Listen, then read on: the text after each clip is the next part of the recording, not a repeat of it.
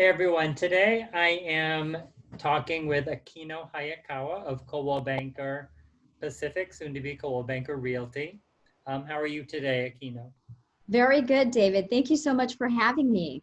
Great, it's a pleasure speaking with you. So today what Akino and I are going to do is, our markets are geographically so far apart that we wanted to start with me describing Boston a little bit too, because the people in her area may not understand, what's a Boston or that kind of thing. We have all the, the history and that kind of thing. So, and then once they do that, then we'll be switching over to Akino and she can do some information sharing about her market. I know she's based in Honolulu, so knows Oahu very well. But I'm sure she has connections elsewhere too in the islands as well for people. So here we go. So what I'm going to do is I'm going to start out by pulling up a map because sometimes I feel it's just a little easier to have a visual as we do it. All right. So do you see a picture of Boston right now? Yes, I do. I do. Perfect. So this is what we call the Boston that most people visit when they come out to the area. What you have here is, the old city, really the old part of Boston. The north end right here, where you have the Paul Revere House and the Old North Church. The Freedom Trail is a fun thing to do when you're visiting the city.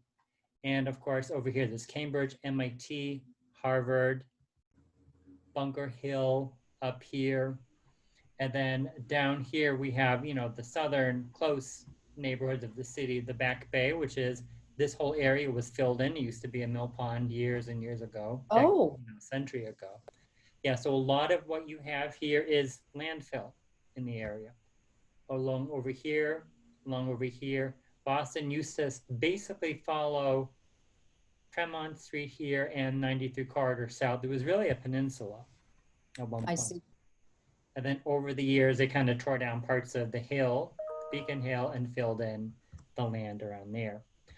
So this is probably some of the most expensive real estate in the area. You have, and I'm going to talk about condo prices. Okay, Right yes, now, please. because in downtown Boston and a lot of the urban areas, condos are a significant chunk of the market for people. So if you're looking in kind of this area, you can have prices go up to 7 million for a condo, with lows of about 425. And that would be probably around here in East Boston and down around in here. But the average in this area is 1.4 million for a condo. So that's what we have there. And some of the industry we have in the area, obviously, is higher ed. I mentioned Harvard, MIT, Boston University, pharmaceutical, finance, anything high tech. And that's kind of what we see. But really, when people come into Boston, this is what we see. And I'm going to see if I can go ahead and pull up a larger outer map of the area. So here we have a picture of the greater Boston area. As you can see out here, Massachusetts, this is Massachusetts Bay. Yes. And around here, 95, you see that highway circling the city. That's like the 128 technology belt. These are the inner suburbs of Boston. When a lot of people move into Boston and go to work either downtown or in a lot of the companies that are along this, this belt here, that's where a lot of the people tend to move. It's pricey real estate, but there are pockets of affordability too. On average, a single family home can go for about $850. Okay. And that's if you're looking in places such as Lexington, Arlington, Watertown. When you get into areas such as around here, it can be much more expensive. You're looking into the millions. It could be 1.4 up to 2 or 3 million. Okay. That's in these areas such as Newton, Brookline, Lexington, right there. So, and then some of the lows are like 400 if you're coming up to here in Salem, which is, the historic Salem witch trial took place. They can go around 400. A super fun time when you're here visiting in the around October. The city is like one big open carnival at that point. It's a lot of fun. Uh-huh. Some of the locals say basically, it's like not partying, but it's a fun atmosphere up there. And up Uh-huh. here, they have like the witch museum, witch trial museum. So it's really fun. I'm partial to Halloween. I'm born in October, so it was one of my Okay. favorite holidays out there. Yes. So you have that. And of course, you have Lexington. A lot of the famous battle scenes of the Revolution took place there.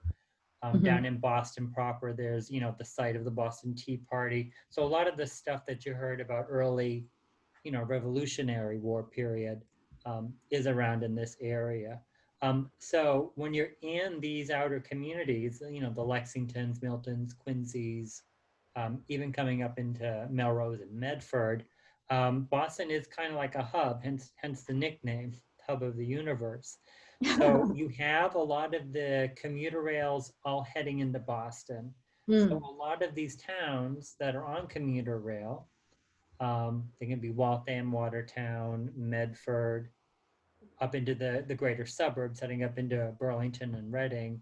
Um, Mhm. a lot of the homes, it can get a little more expensive the more conveniences you have around, like the more buses, the more shopping areas you have, accessibility to the city. When you get into places like Arlington, Cambridge, Somerville, Brookline, even down into, Mattapan and Mhm. Milton, there is the subway system, Oh, okay. which can take you right into town. Mhm. So if that's your daily commute, some people like to say, I want to be able to walk to the subway Mm. train and then take that into work. Right. You can have a lot of different things out there. And if you don't want to do it city, places such as Hull are beautiful. They're right on the water. Oh. Areas up here, anywhere along the ocean. Like if you go into, Winthrop, Marblehead, some Mhm. beautiful areas right on the ocean. And even when you come up into here, there's still commuter rail to take into the city, or you can just do a simple drive down if you have parking where you work. Uh-huh. And out by here in Bedford, things are getting a little more affordable. Mhm. If you're looking for more land, less price. And then these communities out here in the Dover and the Wellesley, they get a little more pricey as well. But do you see this little spot right here, Route 3? Yes. Take that up. You're about half an hour into New Hampshire, where the pricing Oh. is much different, and you're still within commuter distance to at least this northwest corridor right here. Mm. So if you're going into Boston, depending on where you end up working, you kind of have Mhm. different options, and you have quite a diversity, I think, of price points, which is what I like about the area. You don't feel like you're going to be, have to empty out the bank always to buy a home. You can make your choices and go wherever you Right. want. Some people love living up in Salem. They take the Okay. commuter rail right into Boston. Mm. So that's it. So I cover all of these areas I mentioned.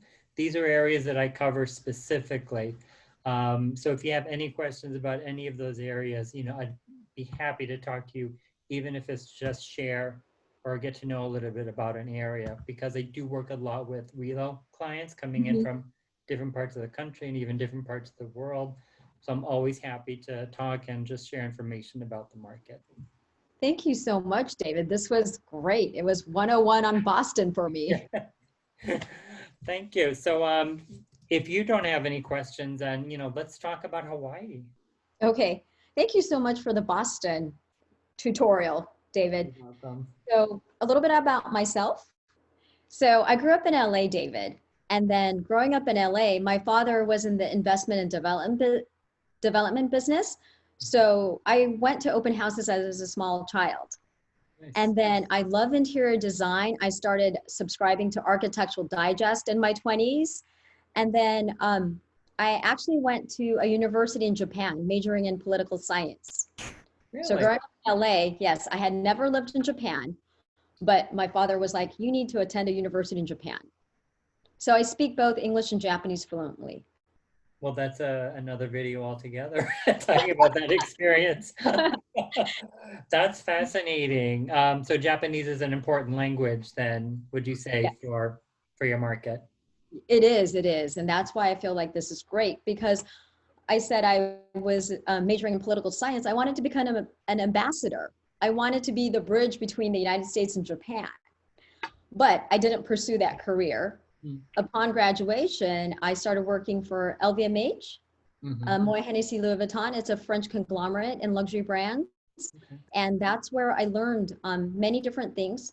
I think the top three that I found very important were first and foremost was education for the employees. And so now it's about, training or educating my sellers and my buyers. So, explaining the different markets or explaining the escrow process or, explaining everything to them and going through that with them. And then the second thing that I found very important working at LVMH was, the business acumen, which can be soft skills like the people skills, or it can be negotiation skills or, analytical data, analyzing skills. All this I learned there. And then, the most important was being client centric, client focused to learn and understand what their needs are. I used that back in my LVMH days. And then now in real estate, that's what we need to do is to find out what our client really wants. Awesome. Okay, so all these common threads that help Yes. build your career later on too. Mhm. That's fascinating. What a great background. Yes. So my parents, when they saw me thriving in that culture, they said, Aquino, we think you'd be a great realtor. Why don't you transition? But, being in your 20s and 30s, trying to climb up the corporate ladder, I was not listening to my parents. And I was like, no, I love what I do, being in the luxury brand business. And it was after I relocated to Hawaii in 2013 and did the C-suite position. After that, I was like, okay, I've checked off everything that I wanted to do in luxury retail. And I thought, oh, why don't I take some time off and be a domestic goddess? But I did an 8-day crash course in real estate. And, being the nerd that I am, loving to learn new things, I loved every day of that crash course and took the test and started with Coldwell right away. So that's where I am. Okay, so So it's I've been a in real natural estate fit. for 6 years now. Yeah. And I am so happy that I did this transition. So I guess it's true when they say, your parents knows best. They knew that. They picked up on something and said, well, in time she'll discover. Yes, So you've been working in Honolulu primarily, or I know yes, you know a lot about Honolulu. the island, Oahu, all in general. Oahu, yes, because Oahu is such a small island. It's about half the size of Rhode Island. Really? So Okay. yes, it's 600 square miles. Mm-hmm. And then the area of Honolulu is smaller than Boston. It's 68 square miles. Okay. Yeah, I to get give you. you Thank you for perspective. the New England references. I figured, for you to understand, yes. Yeah. Yeah, Oahu as an island, or I'll just go further out into about Hawaii. So the state of Hawaii has 8 major islands. So Okay. like I said, yeah, I'm on Oahu. There is also Maui, where your friend is. Yes. There's Kauai, there's Lanai, there's also Molokai, and there's also the Big Island. So those are the major islands that people know. And Mm-hmm. I am on Oahu, where we have Honolulu and Waikiki. I think many people know Waikiki, Yeah. where the tourists love. And so we are in the middle of the Pacific Ocean. We are 5.5 hours away from San Francisco and LAX. And we have direct flights to New York, and that's about 9.5 hours. Direct flight. Okay, that's good. Direct flights by Hawaiian, yes. Okay. Hmm.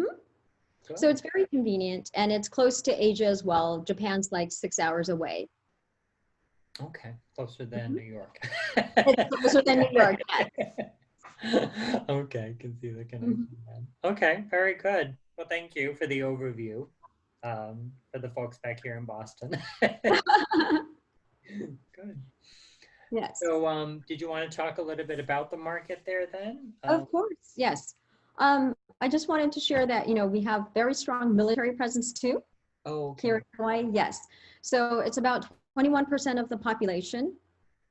And we have 11 bases throughout the state, and we are one of the few states that has every branch from the military here on the state. So we've got the Army, the Navy, the Marines, the Air Force, and the Coast Guard all here. Well represented. Very well, yes. So we feel very safe here. Good. That's a lot of people. I hadn't realized that there was that many. I mean, I had visited Mhm. the area before, you know, saw the base, and but I didn't realize it was such a big, you know, part of the Yes, population there. yes. So almost 1/4. And so for residential real estate too, you know, they represent, I think 30% of the buyers are using their VA loans to purchase. Really? Okay. Yes, All right yes. then. Hmm. Significant. So be up to date on that. Kind of. Good. Okay. Well, thank you. Of course. So this is Waikiki. A friend shot this for me back in 2017. So, but it hasn't changed much except for the visitors now with COVID. But it's very famous, beautiful beaches. The great thing about Hawaii in general is that our climate is always like in the low 60s up to low 90s. Today it's like 82 degrees. So you can go swimming year round without wearing a rash guard or a wetsuit, and you can surf. Oh. I know my friends in LA are wearing, you know, wetsuits in the winter, but here in Hawaii, you can just go in your swimming bathing suits to go surfing. It's hotter here today in Boston than it is Oh, out here. what is it, David, right We're now? at 91. 91? Yeah. Oh, Yeah. So it's like I would have never guessed. we get all 4 seasons out here. That's, So I kind of like it. yeah. I love the fall, but definitely this is so beautiful what you're showing us with this Waikiki beach. What a nice view of the Thank beach. you. Thank you, thank you. So then I will go into our housing market. Mhm. So what you see right here, this is the median sales price from 1987 all the way up to 2020. And what I wanted to show everyone here was that our market is not a cyclical market, but more of a linear market. Hmm. And the green line is the median sales price of a single family home. And then the yellow is for the condos. So you'll see that there are some blips, you know, depending on the time frame. Would you be able to see my cursor? Yes. Oh, perfect. Okay. So, you know, during the Japanese bubble, we saw, you know, many people buying in Hawaii. But then when the bubble burst in the late 80s, early 90s, that's when, you know, we did see some dip in prices. And then in 2001 with 9/11, you know, there was a little dip. But with 2008, 2009, the subprime lending, our numbers only went down about 9%. So we were able to rebound very quickly. And then since then, you know, you see it steadily climb. So if you were to buy something back in 1987 for a single family home, it was less than 200,000, and it's, you know, over 800,000 now. So it's quadrupled. Same thing for condos and townhomes. It was less than about 100,000, and now it's in the fours. Okay, this is great. And you mentioned something about the season being more linear than cyclical. So is it basically steady? It's steady. Year? Yes. Okay. So year over year, we won't see like a 10% increase in appreciation. I would say 3 to 5. Okay. So it's a steady increase. So it's for people who want to do flips, it doesn't make sense so much in Hawaii because the cost of construction and goods are more expensive and the houses don't tend to appreciate as quickly as some other markets, but it's a steady market. Yeah, I see. It seems actually kind of stable and steady, like you're mentioning before. You don't see this a lot of volatility, which you can definitely in some other parts of the U.S. Fantastic. Well, this is great. This is learning something new. Oh, good. Thank you. Thanks. So then I wanted to show you who our buyers are. And so this is the top buyers by the number of sales. The grand total from the United States, you see, is about 8 billion. And this is for Oahu. So again, the biggest buyers are our Hawaii local buyers, meaning it's not just Oahu buyers, but you know, the other islands tend to buy in Oahu as well. And then the second place is California. So we do have a lot of California buyers buying into Oahu. And then I mentioned earlier, David, about 12 to 15% of our market is second homes. So we have a lot of people buying second homes here, whether it be from the United States or the foreign buyers, and the top foreign buyers are like Japan, Korea, Canada, Singapore. But again, the strongest is the United States, and California is one of the biggest ones. And then you see Washington, Nevada, Texas, New York, Colorado, Arizona, Oregon, and it's missing Utah. Those are the top 10 buyers. Okay. That's good. And then when you look at it by dollar volume, it's interesting because the top 8 remain the same, but instead of Arizona and Oregon, it is replaced with Virginia and New Jersey. Okay. So those are our buyers. Very good. And these are people, do you know if any of those are second home buyers, or is it just generally people buying, not like Those are usually for how this number is pulled. This one was created by First American Title, and they are looking at the tax map key, the TMK addresses. Okay. So yes, when it's not their primary home and they have primary residence in all the other states. Okay, great, thanks. So this is another chart made by First American, and to see where the buyers are buying. So this is what Oahu looks like. And I am in this area down here. And so again, I said, you know, we had about 8.4 billion in sales. And of that, so say for instance, number 2, this is where Waikiki is. Okay. You'll see that this is where zone 2 is where we see more different demographics buying. Okay. Yes. Very diverse. Very diverse. Versus when you look at some of the other places, like zone 6, this would be part of the North Shore, you see only US buyers. Okay. So number 6 would be the North Shore. Right here would be like the North Shore area. And that is where we've got Pipeline surf contests, Sunset Beach. Okay. Yes. And then, so number 1, this area is considered Metro Honolulu. Oh, I see. And so what I wanted to focus on, do you have any questions looking at this? No, I think you pretty much get it. You said number 9 is Metro Honolulu? Yes.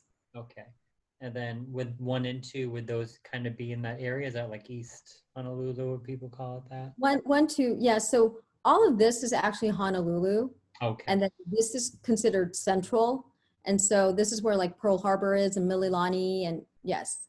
And then this is the west side where we're going to be seeing a lot of single family homes being bought with multiple offer situations right now. Oh, okay, very good, thank you. A lot of military buyers are on that side of the island, on the west side. And then so on the east side of the island is Diamond Head. People know Diamond Head for their trails, and Kahala, and the high-end real estate is on this side. And then Kailua over here has one of the most beautiful beaches, Lanikai, and the highest sale of this year so far, year to date, is an 18.7 million single family home in Kailua. So that would be around this area, number 4. Okay, beautiful area. It is. And just so, since we're talking about the most expensive home that sold this year, number 2 is where Kaka'ako, where we are having new development coming in. And then we have Ala Moana Shopping Center, which is the biggest outdoor shopping center in Hawaii. And there's a building called Park Lane that was built recently, and 2 units sold there that is over $10 million. Okay. Yeah. Very interesting. Okay. So just so your viewers get an idea of year-to-date statistics, this is as of July 2020. The number of homes that we've sold in single family is 2,096. The median price is $789. Condos is 2,507. The median is $430. This is courtesy of TG, and to show your viewers what does a median price single family home look like on Oahu, right? Because when I hear your other markets and they're telling me, I was like, I wonder what it looks like. Yeah. So I created this. And so this is a typical home in the median price. This is on the west side of the island, what I was talking to you about earlier. And this is a 4-bedroom, 2.5 bath on shy of 5,000 square feet. And the interior living space is 1,803. So that is what you can get on Oahu for $789. Looks like a nice place. It is very nice. 2.5 bath. Definitely. Great. Built in 2003, that's considered newer in Honolulu or in Oahu. All right. Then. Yes. Very And nice. then, so how about a condo or a townhome? The median price of a 430, that would be something, you know, in Waikiki, perhaps. This is a 1-bedroom, 1-bath. There's no parking, but it's a high-rise condo. So this is on the 44th floor. So you have amazing views. Oh, and so Waikiki is like a mini Manhattan. So it's just condensed. There's about 100 apartment buildings in Waikiki. Okay. Yes. Is that common? Do they tend to be like 1-bedrooms, or do you get like larger ones, I assume? So in Waikiki, we've got even studios that are like 200 square feet. Okay. Yes. So a 1-bedroom, 1-bath is, it's harder to find a 2-bedroom, I think, in Waikiki. Okay. And Yes. would a lot of these be vacation homes then? Yes and no. So if anyone was interested, you would need to look at the zone to see if you can do short-term rentals. I see. Okay. So this one is zoned apartment. So technically you're not supposed to do vacation rentals unless it has a license, a non-conforming use certificate saying that you have been grandfathered in to be able to do short-term rentals. Okay. We had a new bill. Yes. Then, right? Okay. So we had a new bill passed last August called Bill 89, which prohibits illegal short-term rentals. So that is why in Waikiki, we are seeing a lot of condominiums being put on the market. Some buyers had bought, you know, with the calculation of using a short-term rental revenue, and maybe they had taken out a mortgage. And when you do long-term rentals, maybe it doesn't, you know, you are in the red, perhaps. So it may no longer make sense for them to hold on to a property like that. Yes. Okay. So I've seen buildings where they were doing illegal short-term rentals come up on the market, and I see the prices come down on those buildings. Okay. So it's interesting. Yeah. And that's why, yes, everyone should talk to the real estate expert to get their opinion. Yes, we have them. We have some of that, of course, out here in Boston, sometimes depending on the municipality or the town that you're in. Sometimes even on the condo association level itself.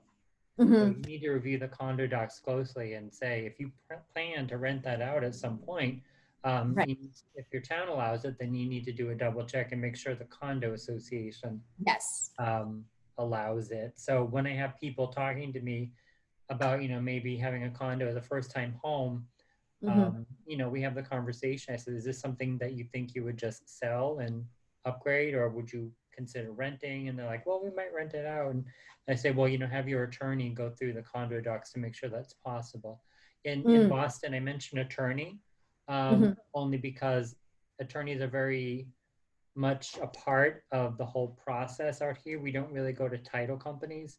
So an attorney steps in for that. So we have for the offer process, just to, you know, go off on a little bit of a tangent quickly. Sure. You do an offer, you do your home inspection, and then you do what we call purchase and sale, and the attorney writes that up, the purchase and sale. That formalizes all the stuff that happened during inspection and during the offer process.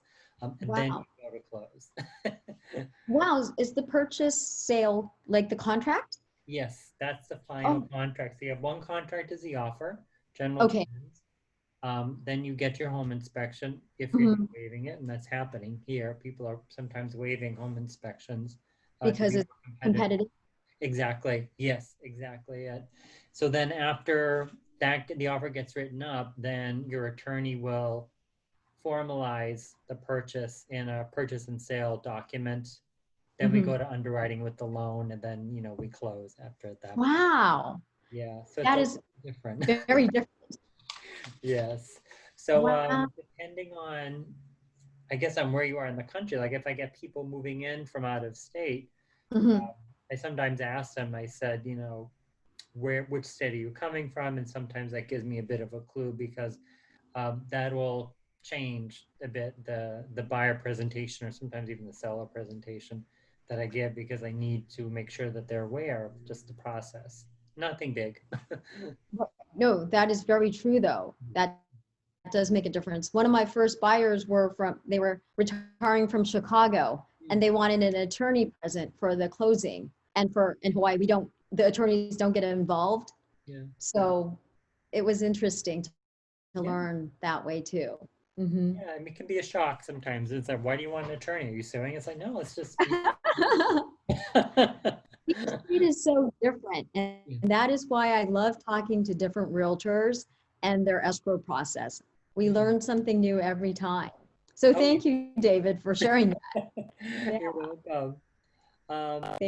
So you have more. Oh, I see. Thank you. So you're going on to the condos, right? Yes. You just, Yes. Oh, sorry. So that's what we did.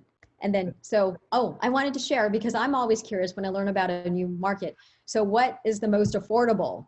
What can if I wanted to buy in Boston, what can I buy? I think you had said something in Salem for about 400,000.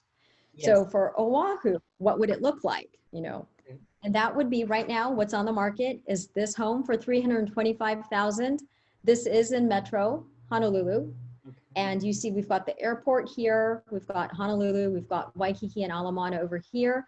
But this is a 3-bedroom, 1-bath home built in 1930. It says it needs major repair, and it's on 1,850 square foot lot. And that's what you can get in Oahu right now for 325. So the house basically is the property. Yes. Roughly speaking. And that Yeah. looks like what we call a bungalow style. Oh, okay. Right. It's a small cottage. Oh, it's charming, actually. When I looked at the interior pictures, I don't have it for your viewers. Yes, it has a lot of charm. Awesome. Okay, and that's sold then. Oh no, it's still No, active. this is still active. Okay. So it's active, yes. But just to show people what they can, because I've got many people saying, what can I buy in Oahu? So what is the entry price point? So again, this is one on the market right now. Okay. Very good. And depending on what they want, do they want to be more city like Waikiki? Right. Yeah, so there's a lot of questions, but it sounds like there's a lot for everyone, really. There's something for everyone. Yes. Oh, good. So now this is the most affordable. Now going to the polar other spectrum, what's the most expensive one on the market? And that would be this 27 million, 0.5 million home in Kailua. And so right here by the beach, and you see the Marine Corps right here by the base as well. This is a 10-bedroom, 8-bath, 8 full bath, 3.5 baths on almost, or actually over an acre. So it's almost 60,000 square foot of land and 14,000 of interior square footage. Wow. So polar spectrum, very different. Wow. And then it's beautiful, yes. So beachfront homes are, very coveted. And so I think if someone wanted to know, like, how much is like the most affordable beachfront home, it would probably be in shy of the 3 million to get a beachfront home on Oahu. Yes. Very nice. Okay, well, this is informative. Oh, and Okay. condos. Yes, condos. And then this is a condo in Waikiki, not in Waikiki, pardon me, in Kahala. So it's 39,900. So everyone's like, this is great. I can buy something in Hawaii. But I wanted to disclose, because I do get a lot of mainland clients asking, what is this? And this is what we call a leasehold, which most of the United States doesn't have. Okay. Which means that the landowner is someone different. So you can only own the unit above and not the land. So for this one, the lease expires in 2027. So you have 7 years that you can live in the unit. The HOA fee for this 2-bedroom, 2-bath, 1 parking home apartment is $1,206, which includes everything.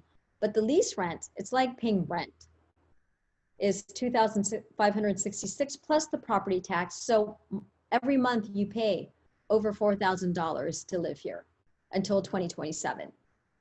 And then what happens? The landowner takes back the unit as well. Really? Yes. So you are basically renting for that time.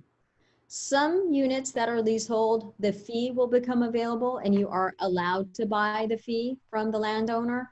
But for this property, they're not going to be selling the lease, is what I've been told. Okay. So, so somebody from, say, Massachusetts online looking at that cheap property saying, hey, I got a deal, 2 bedrooms, 2 baths. It really just underscores the importance of having someone who knows this area and knows the market to say, well, to go through the explanation that you just gave. It may or may not make sense for you, Right. given your long-term plans. Okay.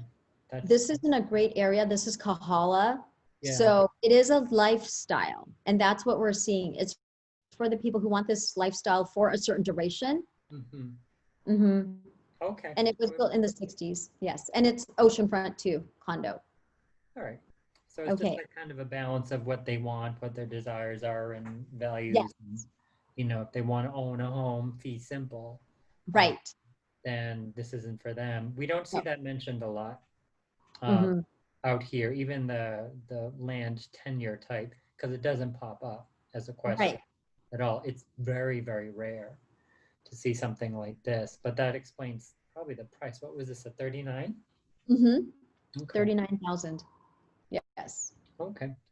So, and this is on the market for 88 days. So in general, how long would like a single family home be on the market? The single family home right now is on the market for, I don't want to misquote. Sure. Sorry. It's okay with COVID now. A lot of people want single family homes. So the single family homes are selling quicker than condos. Okay. People are getting out of community living. They want their own pool. The pricing up then too? Yes. So we're seeing multiple offers in the single family homes. Okay. Yes. So you were saying the days on market for a single family home right now for July, it was 13 days versus last year, it was 17 days. So it's gone, you know, it's accelerating. And then the average sales price for a single family home is over $1 million. And then, and then last year it was shy of $1 million. It was 978. So we are seeing single family. So it is a seller's market for single family homes in Oahu, and then more of a buyer's market for condos. Oh, okay. I get you. So that is even more heated than the Boston area. Oh, is it? In terms of days on market. I know in kind of the northwest suburb, depending on the home, of course, it can be about almost 20 days. Oh, okay. For a single family home. So they're kind of close, but still, what we have here is an issue of inventory because even before COVID came along, it was still an issue of inventory. I think we're so built up in the area because it's like older housing stock. It's, you know, we can't build them quickly enough before they get sold. So it's very much in favor of sellers, but buyers who approach it with, you know, a certain strategy usually can get something after at least the second or third time of making an offer. So, but you got to know what to do and some how you write the offer and how do you write the offer and how do you sweeten the deal here and there. So it's possible. It's just that it might take a little longer. I see. For some people, depending on where they're coming from. And I've had people move into the area from parts of the Midwest, I think South, you know, Nebraska or something. What they get there versus what they can buy here is a bit of a culture shock. So But I think, again, it's like you talked about education. I think that really is the big thing. It's just, you just talk about people saying, look, this is what the market is like. This is how it Mhm. functions. And you just sit down, you show them, this is what you can get for this price, that price, kind of like what we're doing here.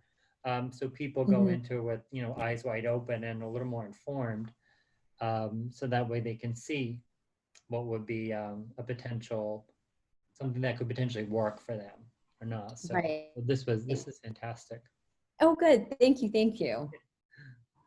Yes.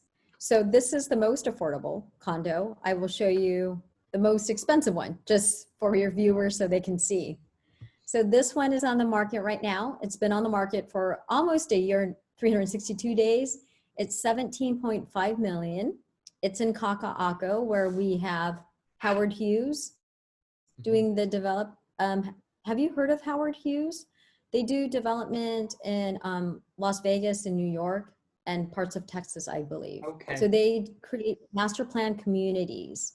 So Okay. this is in Ward Village, and here's the map. So it's right by Ala Moana. It's a new, I believe this is very similar to what you were saying, where it used to be landfill, and it's, you've got the high-end condos in the Boston area. This area is like high-end condos as well. And this is, like I said, a 5-bedroom, 6.5 bath, and the square footage is like almost 6,000 square feet in Wow. a condo. Yes. That's amazing. But I just put this on here. So, for if anyone's curious, the HOA and the property tax is 15,000 per month. One thing about Hawaii, we have the lowest property tax in all of 50 states. Yeah. So, of course, our price points are higher, but that's one big thing. When I looked at the HUD statement of my investor client who bought like out in Texas, Mm. and I was looking at his property tax, I was like, whoa, it's very high because I'm so used to seeing our property tax values. Yeah, that's So you, actually really good. About 8,000. I mean, that's about what you would get in some single family homes in Northwest Boston. mm, oh, Um, and property tax. yeah, the property taxes in New Hampshire also a little bit more too. I mean, so New Hampshire has I think no personal income tax, a lot of lower taxes in general, except for the property tax. Mm, That's where it is much higher. So it's like you save money here, but then you end up spending it over there. right. Um, in the end, it is what it is. I mean, we pay for, municipal electricity, sewer, and all that stuff in schools. So it's like you got to pay for one way or another. But that's interesting. So that is one of the most expensive condos right now. On the market. Yes. Very nice. Oh, yeah. Do you have any other questions for me? I don't. There are so many out here. What I usually say at this point is your next slide will basically tell us if people wanted to reach out to you to learn a little bit more in addition about, the area that you work on, Oahu, what would be the best way for them to reach you? Okay, thank you, David. So they can contact me via email or a text message, or they can call me, whatever's most convenient for them. Mhm. So my cell phone number is 808-226-7645, or my email is akinoh@cbpacific.com. Mhm. So if they can reach out to that way, I've got a website, akinohayakawa.com. I'm on Instagram as Akino Hawaii. Mhm. And so, yeah, I think any way that Very is convenient for them. well. Thank you so much. This was really informative. And thank you for your time. Have a great day. Thank you so much, David. Bye bye. Bye.